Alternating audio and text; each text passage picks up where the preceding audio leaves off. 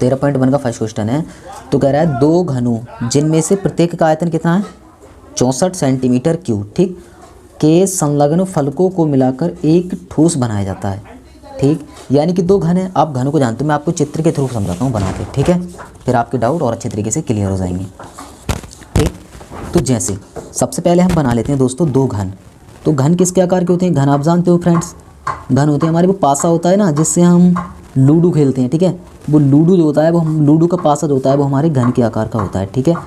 और घन की एक खासियत होती है कि इसकी जितनी भी भुजाएं ना वो सारी बराबर है। मान लो ये ए है तो ये भी ए और ये भी ए और ये भी ए, मतलब सारी जितनी भी इसमें भुजाएं ना वो सब बराबर होती हैं। घन की ये खासियत होती है, ठीक। और इसके अंदर जो है ये ठोस होता है, अंदर से खोखला नहीं होता, राइट। तो कह रहा है दो घन है, एक ये और एक और बना लो सेम टू सेम, ठीक है। एक ये हो गया हमारा घन और एक घन और बना लो, ठीक है फ्रेंड।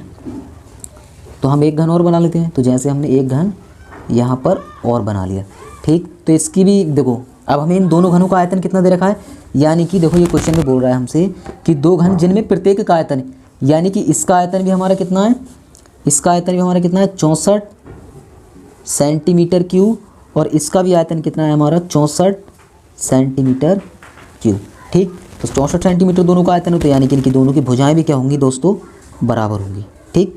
जब दोनों के आयतन बराबर हैं तो इनकी भुजाएं बराबर होंगी। अब हम बताते हैं इनके आयतन का सूत्र क्या होता है। जैसे मान लो इसकी भुजा क्या है हमारी ए, तो ए का क्यूब, ठीक है, ये हमारा होता है घन का आयतन, ठीक। घन के आयतन का सूत्र होता है हमारा भुजा का क्यूब, ठीक। तो हम यहाँ से इसकी भुजा निकाल लेंगे 64 में कि इसकी भुजा क्या होगी, ठीक।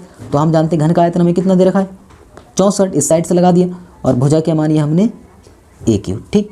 तो अब हम यहाँ से इसको सॉल्व करें तो हम इधर क्या लिख सकते हैं, ये 4 का क्यूब है, यानी कि 4 चौक 16। देखो मैं ऐसे लिख सकता हूँ इसको 64 को 4 गुणा 4, यानी कि 4 चौक 16 और 16 चौका 64। तो यहाँ पर हमारा ऊपर लग जाएगा, यहाँ पर 4 के ऊपर क्यू और बराबर ए के ऊपर क्यू, क्यू से क्यू कैंसिल, तो ए का मान जो निकल आएगा हमारा यहाँ से कितना आ जाएगा, ए का मान हमारा 4, ठीक।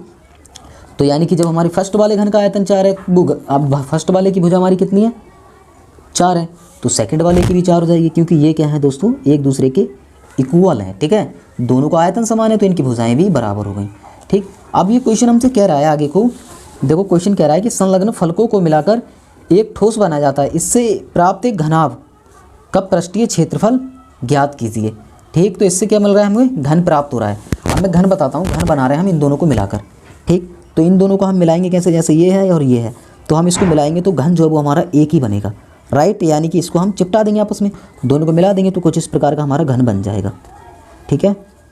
जैसा कि आप चित्र में देख सकते हो ये हमारा घन बना रहे हैं, ठीक है।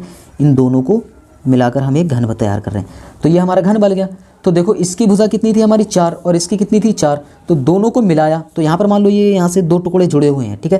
तो 4 4 यानी कि इसकी टोटल की लंबाई कितनी हो जाएगी हमारी 8, ठीक।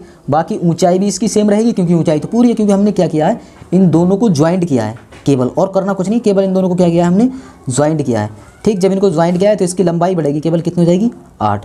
तो इसके घनाभ का पृष्ठीय क्षेत्रफल का सूत्र होता है हमारा पृष्ठीय क्षेत्रफल, और यही हमसे क्या करा रहा है, ज्ञात करा रहा है। पृष्ठीय क्षेत्रफल का हमारा सूत्र होता है, 2 बाहर आते हैं, ठीक है। तो यहाँ पर LB, ठीक, और BH, ठीक, और HL, ये हमारा पृष्ठीय क्षेत्रफल होता है किसका, घनाभ का पृष्ठीय क्षेत्रफल, ठीक। तो हमारे घनाभ का पृष्ठीय क्षेत्रफल होगा।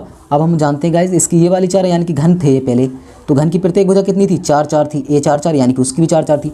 अब दोनों को मिलाया तो इसकी ऊंचाई भी 4 होगी, ठीक। केवल लंबाई जो है ये वाली लंबाई ये चेंज हो गई, यानी कि ये 8 हो गई, बाकी लंबाई अलग है केवल, और चौड़ाई और ऊँचाई जो है, ठीक, वो हमारी 4 ही 4 है इसमें, ठीक है, क्योंकि ये हमारी यही तो है और ये भी यही है, ठीक। केवल क्या चेंज हुआ, चेंज हुई तो केवल इसकी लंबाई, तो वही लगा देंगे हम इसमें और इसका आंसर निकल आएगा।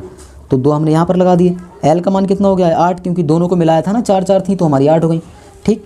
तो L लंबाई हमारी है और ये कितनी हमारी चौड़ाई 4, ठीक, और चौड़ाई भी हमारी यहाँ पर 4 है और ऊंचाई भी हमारी यहाँ पर 4 है प्लस, ठीक, और H हमारी ऊंचाई भी 4 है और लंबाई जो है वो 8 है केवल, ठीक है। तो हम इनकी मल्टीप्लिकेशन करेंगे तो 2 हमारे ये 8 चौक 32 और 4 चौक 16, ठीक, और 8 चौक ये हो गया हमारा 32, ठीक। तो इसको ऐड करेंगे 32 32 64, और 64 में जब 16 चौका 64, 16 पंजे 80, तो ये कितना हो जाएगा दोस्तों, अगर हम तीनों डिजिटों को जोड़ें तो 2 मल्टीप्लिकेशन ये कितना हो जाएगा हमारा 80, और 80 की 2 से गुणा करेंगे तो हो जाएगा हमारा 160। ठीक, 160 सेंटीमीटर स्क्वायर जो है वो इस क्वेश्चन का आंसर हो जाएगा। अगर वीडियो आपको पसंद आई तो प्लीज़ एक लाइक और एक सब्सक्राइब जरूर कर देना, क्योंकि वीडियो बनाने में बहुत मेहनत लगती है। उसी प्रकार से आपको इसी प्रकार से टैलेंट लगाना है। ठीक है, आप प्रत्येक क्वेश्चन को इजी वे में हल कर सकते हो। Thank you.